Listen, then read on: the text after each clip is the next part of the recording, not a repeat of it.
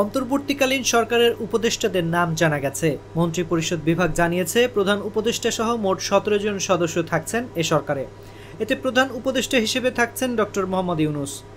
বাকি ১৬ জন উপদেষ্টা হলেন doctor Salehuddin Ahmed, doctor Asif Nazrul, Adilur Rahman Khan, Hasan Arif, Touhid Hossain, Syeda Rizwana Hasan, Mohammad Nahid Islam, Asif Mahmud Sajib Bhuiyan, brigadier general M Sakhawat Hossain, Supradip Chakma, Farid Akhtar, Bidhan Ranjan Roy, doctor AFM Khalid Hossain, Nurjahan Begum, Sharmin Murshed এবং ফারুক আজম। রাত ৯টায় বঙ্গভবনে তাদের শপথ অনুষ্ঠান হওয়ার কথা রয়েছে। করিম চাচা, আপনার প্রিয় মানুষদের কখনো বিপদে ফেলতে চাইবেন না স্যার। তাহলে আমাদের বিপদে রাখা কি ঠিক হচ্ছে? এজন্যই বিজলি কেবলস সবচেয়ে ভালো ও নিরাপদ।